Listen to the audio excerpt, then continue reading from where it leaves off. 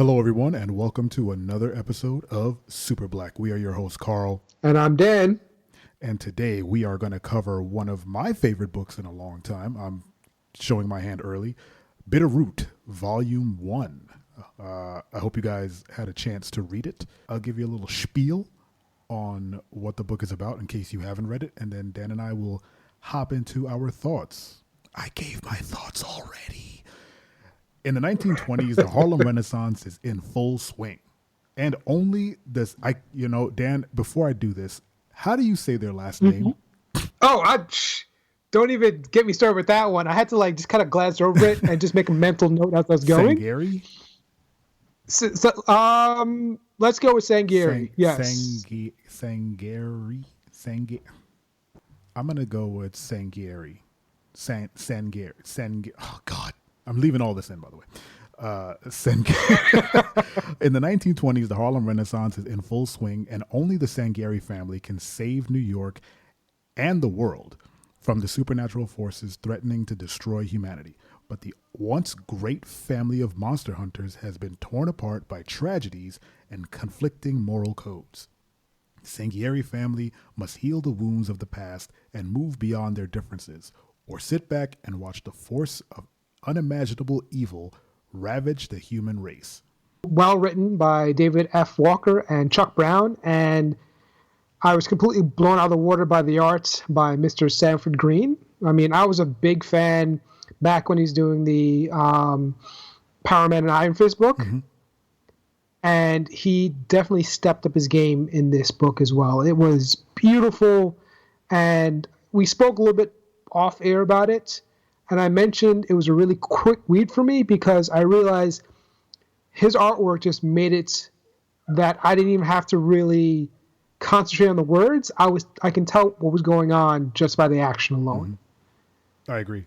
I think it's some of the best Yes. art I've seen in a book in a very long time because, It made me feel a special way about this book. Mhm. Like, I mean, we can get into the writing a little bit, but I will keep going back for the art. I will keep reading it over and over again just for the art. Yeah. And I love the setting. It's Harlem Renaissance, and it's like Blade meets the Harlem Renaissance kind of thing. It's like black monster hunters in Harlem, and there's like race relations thrown in, and it's very heavy. It covers a lot of topics, and it covers them well, and the characters are really well thought out, and the action is really nice, which was great. And the colors on in this book are crazy. Like the The color is so simply done, but it's a combination of the layering of the texture of how the colors were put down. Like I literally had to stop on a couple of pages just to see how he did it. And just for the sake of giving credit where credit is due, I want to make sure that we shout out the colorist as well because that person did an amazing job. Color artist is Rico Renzi and Sanford Green. So Sanford Green pulled double triple duty in this. He penciled, he looks like he inked his own work, mm-hmm. and he colored it and helped color it as well. So bravo! Like this, you could tell this book was a labor of love.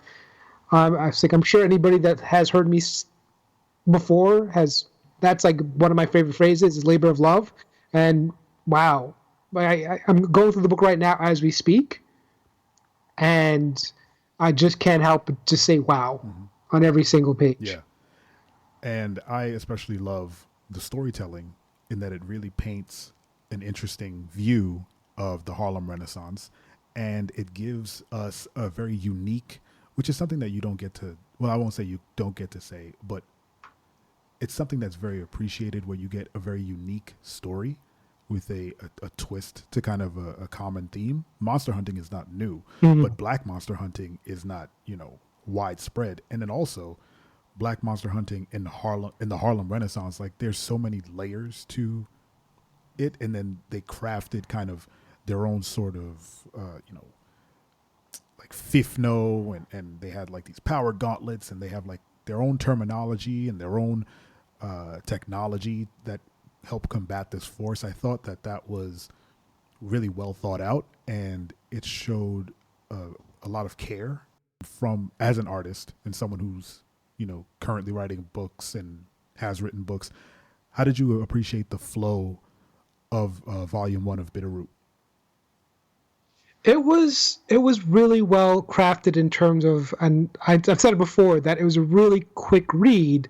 Like the story wasn't too overcomplicated, so I didn't have to keep going back and trying to make sense of who was who and what was actually happening. It was right out there for you. There's no real mystery to as what's going on, and they peppered enough information along the way that wanted to keep you reading. You know, it's like, B plus. Just like being a writer, being an artist, now, huh? like you could always. Well, I kind of have to because, just for the sake of being completely honest about it, like the art kept me going back. The writing towards the end, I wasn't a fan of how the writer, and I'm guaranteed this wasn't intentional, but it felt like he was giving excuse to why evil people are evil. And so there's an altercation with the Ku Klux Klan, KKK, and there's an altercation with just like any bigot or racist within this book. The reasoning behind why they were the way they were is because a demon had taken them over. So it was alluding to that these people were evil because demons had taken them over, as opposed to these people are evil because people can be evil. So I didn't really like that too much, but I still rolled with the story because it's still fun. But then towards the end, it really felt like the writer had run out of steam a little bit. I was looking for a way to kind of end things and reveal certain characters. And I don't know if you picked up on this, but part of the ending was very much like Ant-Man and Wasp, the movie, where Yes, one of the main characters very much. sucked into another world, and then he shows back up and realizes time has passed and he's gotten bigger, he's gotten stronger, and then they bring back the mother, who, in all intents and purposes, Let's say was that's what that the is. Wasp. Yeah, was the Wasp from the Ant-Man and Wasp, like down to the gray hair and wearing like the suit that was clearly made in that other world. Yeah, So it's like, ooh, it was to the point like which idea came first, because I actually checked on the dates, like when was this released, and when was Ant-Man and Wasp released, and like this was released like a year and a half afterwards. yeah, So but they clearly, the kind of lead time between writing and then art is very far along. Like if someone wrote it and then they had to illustrate it, like the writing happened a long time ago, and by that time they wouldn't have known about kind of the Ant-Man stuff, or if they did or had kind of any inkling, I don't think they had like a general idea that Ant-Man was going to do that close of a plot line. And it's not crazy unique. Like I'm sure it's been done before, but to kind of to kind of double back just a bit and address your other point, I'll fall on the other side where I didn't mind that. I think that's the story they were trying to tell. They aren't trying to tell a story about people being bad. They're trying to tell a story about a family of monster hunters who take demons down, and the bigot it manifests through hate. And in that setting, the people who were who had the most hatred in their heart were those who were killing black people. And like the bigots and the racists, they were susceptible to becoming demons. So I actually like the fact that the demons found vessels through hate. It's a commentary on kind of like you said, it's a commentary on people can be evil, and those people are susceptible to becoming devils, which in the real world is true as well. Like you can hate so much that you become evil and you do something super evil. This one just manifests itself as a demon, a literal demon, which is the most comic book way of showing that possible. Yeah, I didn't have an issue with that. I thought it actually was fairly well done, and a little nuanced as well. Yeah, as for the Ant-Man stuff, it happens. It's just I don't like the fact that the mother is basically she could, if she was in there and it ages you, she should either be dead or super old. Like she should be as old as Ma Etta or however. They don't really explain how old she was when she went in, but she doesn't look like she was, like they talk about her like she's been lost for a while, and she Yes. comes out, you know, in late 50s maybe, and the other dude, he definitely aged up to like mid 20s, late 20s, and he was definitely like a teenager when he went in. So the time, Yes. it's bonkers. It's a little weird, but you know, I mean, say I don't believe for a second that wouldn't get cleared up in some way, shape, or form in the next book. yeah, I'm sure it's the first You thing know, they so- cover. Because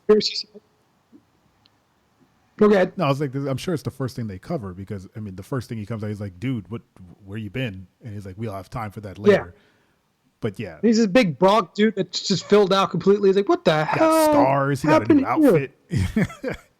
Yeah. He's a badass. Where he went in, he was kind of the scrawny. I don't know, how would you characterize? His name was Cullen. How would you characterize Cullen in that? I mean, he was ambitious but flawed. I don't know if there's a word. He was green. He was green in the gills. Yeah. You know, where his sister was clearly the most capable fighter of the younger group. Mm-hmm. You know, he was very much kind of klutzy and was still trying to find his sea legs. It's like Ric Flair. His son was that guy, was Cullen, and then his daughter. Hey, it is the Flairs. His daughter is the more accomplished one, and then the son was not, you know, good. So, yeah, I don't know why I alluded to wrestling, but that's how I see the world. Yeah, you're using an analogy that I don't get. Yeah. I'm pretty sure some of your I listeners noticed would, from but your like me silence invested. that you didn't understand what I was saying, so I stopped. I was waiting to see where you're going with it. That's what's happening. I was waiting to see where you're going Do you with know it. who Ric Flair is? Of course. good. I mean, As like long- I was around for that. It's like, yeah. But like in terms like the lineage and the family taking over, it's like nope, no clue what you're talking Okay, about. as long as you know who Ric Flair is. Yes. I can hear myself in your background. Oh shucks, that's weird. That's the first time that's happened. Hold on. Oh, give me 1 second. Mhm. Has this been happening the entire time? No, it just started. Okay, give me 1 second then. Hold on.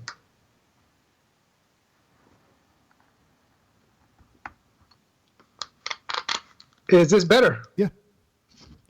All right, there we go. All right, cool. So I had a question. What did you think of the character Berg and his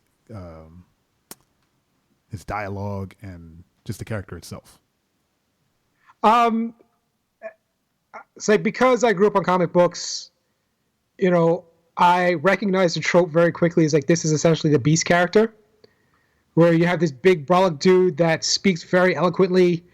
You know, you can tell is very, very intelligent, but when push comes to shove, he can beat the living shit out of you. But the moment that he got taken over by, it wasn't even a demon at that point, but when he got infected, I was like, oh, he's Beast. You know, it's like it. But once again, I didn't mind it because like there's only so many archetypes you can roll through before something starts seeming familiar. And let's face it, all stories are just old stories being retold in a new way. Mm-hmm. But I'd say I totally enjoy him. Like I always go for the big, intelligent characters. So I'd love to see more of a story about him. You know, so I had fun with that character. As little as he did in the very beginning, I still had fun with that character. He's definitely a remnant of their time writing or drawing for Luke Cage. He definitely has oh yes, very Luke Cagey features, which I thought was great. I was not a huge fan of his dialogue only because I felt like they were trying really hard to make him sound smart. Like really hard. Like there were words in there I was like, whoa. The words were so big I didn't even want to look them up. I was like, I'm good. I get the gist of it. Yeah, exactly. Take it in context. Yeah, and there was in my head I was like you said, in the context of what he's saying, I know at least 2 other words he could have used that sound just as smart, and I would have known, or other people would have known.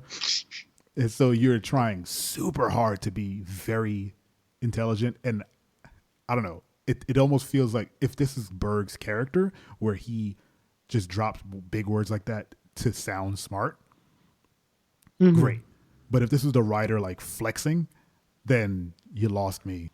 There were some panels where I was just like, come on, man. Yeah, it's one of those things that I was just taking it, like, like you, I got caught up in words I didn't necessarily understand myself, but like take it in context, like, oh, okay, all right, fine. It's like I understand this character. He's a little, he can be a little over your head, and I think that's the point. That's the point they're trying to make. Like, let's throw these not intentionally flexing, but like, let's throw these random words out here that most of the population probably wouldn't even know. So you now understand, like, oh, okay, he's super well read and very intelligent. More than the average person. Your thoughts on, and I'm spacing on the guy's name, the dude who's basically Blade. When I first saw him, I was like, oh, this is a really cool character. And then I thought back to the Venture Brothers. Yes. And how there's a character that's very reminiscent of him in there. I was like, oh, okay, all right. But once again, it wasn't something that I was like, oh, that's, they're biting off of this. Like, no, it's just par for the course. And it's still a fun character with enough mystery. I loved the fact that he took on a ward of the state. Oh, so who was funny. A former racist. A former racist, wispy, redheaded white dude. I love the fact that he turned this is not going to sound weird, that he turned a racist through fear. Almost like he was like, he's like, well, if you're, if those were your friends, I might as well kill you now. And he's like, no, I'm good. I wasn't with them. It's just, yeah, it's like, but I kind of believed when he said that line. It's like, yeah, I just kind of followed him here. I didn't realize it was going to get as bad as it did. Seeing that character pop up throughout the books, like, oh, he's still here. Mm-hmm. Like, I thought he was going to get killed. I thought he was just fodder at one point. Like, oh, he's going to get killed off somewhere along the way. It's like, no, he's there and he's staying there. I was like, okay, all right, cool. And he also ended up helping. Like, he was feeding them information, and he was his name is Ford. There you go. Ford is the Blade character, and the character you mentioned from Venture Brothers is Jefferson Twilight. Did a whole episode on him. Have a whole podcast about that guy. I love him, but I love the fact that he was just like, I might know where there's more devils for you to kill, and that's basically what kicks their journey off. I would read an entire series about their kind of cleaning up, people who we thought were racist, but they're actually demons, and this former clan member or whatever you want to call him is leading the pack, and the other guy is just like murdering people along the way, like monster hunting like that. I think that'd be interesting. Mm-hmm. Do you know that kid's name? No, I'm very bad with names. Like I can enjoy the hell out of something, but when you ask me to go back and tell you the name of the characters in the book or the movie or the television show I just watched or read, nope, couldn't tell you. I can describe them to you. That's what I'm good at. Yeah. I'm gonna go back. Yeah, they don't give this guy a name. Well, okay. I mean, maybe that's commentary. Who knows? Maybe. If they did give him a name and we don't know it, then maybe that's commentary on us. We didn't care enough about a racist to clock his name. Moving on. Okay. I want to cover black supervillains, which is a thing that I like to think about while I'm sitting up at night about black superheroes. Who do they fight? And I think Bitterroot does a decent job of bringing one in, Dr. Sylvester. What did you think of Bitterroot's villain? He was good for the sake of moving the story along. I didn't get a feel for what his real motivation is. I guess he's angry, but there's not enough backstory. But I think that's on purpose because he was there to bring everybody together. Like that was his goal of like, all right, so the characters has been established. We need a reason for them now to come together and show how good they are kicking ass. And he did his job very well. I'm sure as the story goes on, they'll get fleshed out a little more, but I'm not upset that we were given more of him. Mm-hmm. And by the end, he was some sort of amalgamation of the demons that they were fighting and his own sort of concoction, it seemed. Like he was suppressing some sort of monster inside of him. And by the end, he's just like this hulking I don't know, floating demon man, like he like No, some yeah, sort of jinn. Exactly. When I saw him, I was like, oh, with the wavy, fiery hair, I was like, oh, you're a jinn, you're a genie. That's what he felt like the entire time. And once again, I'm not hating on it, and you're not either. It's just the connection we made. Next topic: the blackness of these characters. Dan, did you find that their blackness played a role in the story? And if so, was it positive or negative? You can hear the smile as I asked that question because it's so obvious. Like I was trying not to smile while I said it. It's such an obvious question, but let's talk about it. You have everybody had their own distinct personality throughout the book, and this is my personal opinion. It's like, yes, there are remnants. Like they're like tropes, not even tropes, but yes, they're black. But I didn't look at them like that way. I'm just happy that they have brown skin, and you're telling the story of a black brown family in the middle of Harlem, and During the Harlem Renaissance. yeah, but during the Harlem Renaissance, but it didn't. There was no big deal made of it. You know, it's like, does that make sense? Really? Like they were who they were, and they do what they needed to. But it's fairly integral to the story that they are black. It is like a thing. Like it's the fact that, you know, they are fighting racism at least 5 times in the book. They literally kill the Klan who are trying to hang a black man. Yeah, that is very true. Yes, that is very true. When everything goes down by the end of the book and one of the white cops is like, nowhere is safe, the black cop says there's probably only one place that's safe, and it's with this family. Like their blackness is on display, like from page to page. Like it is. Can I say I'm going to cut across you very quick, and I apologize, but there are certain points in the book, and this is not hating on Sanford Green's art abilities because he's amazing, but there was a point where I was asking myself, like, are they all black? Like there was at one point they're looking at a family portrait. Yeah. Mm-hmm.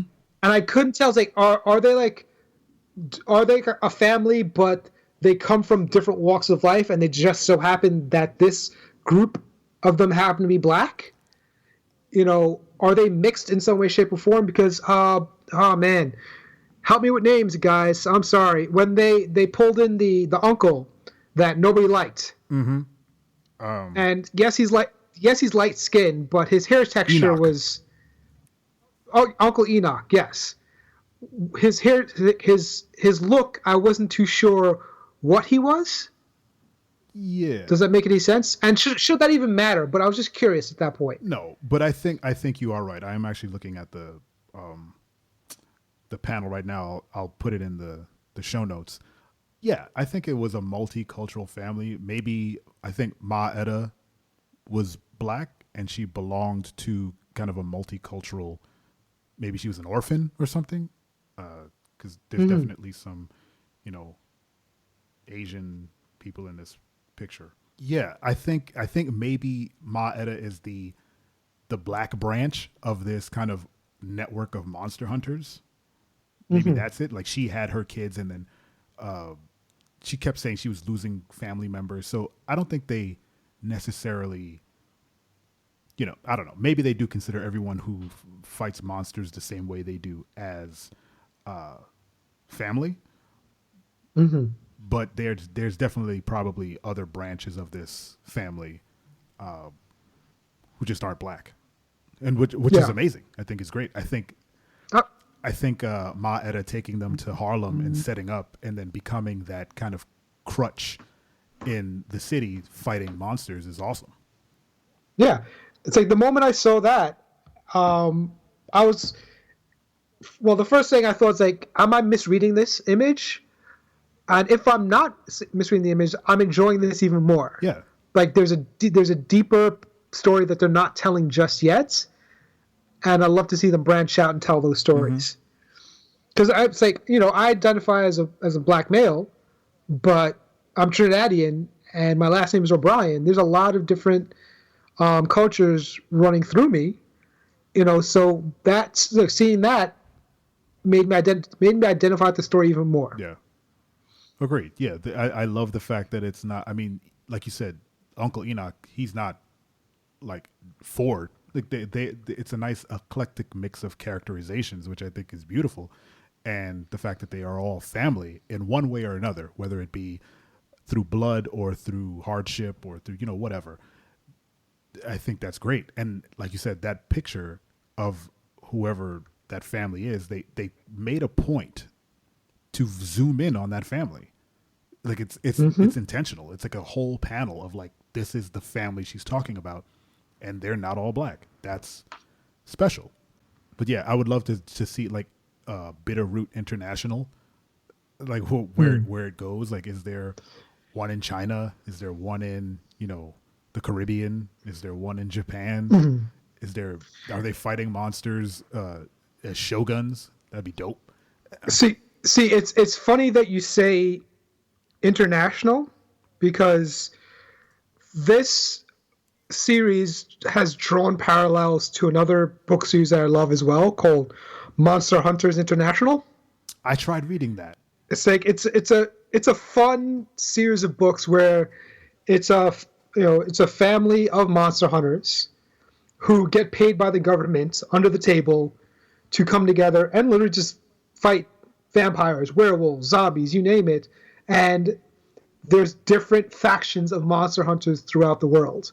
So I wonder if this is very similar, where yes, there's a family, but there's others throughout the world that also specialize in their own brand of demons and so on and so forth.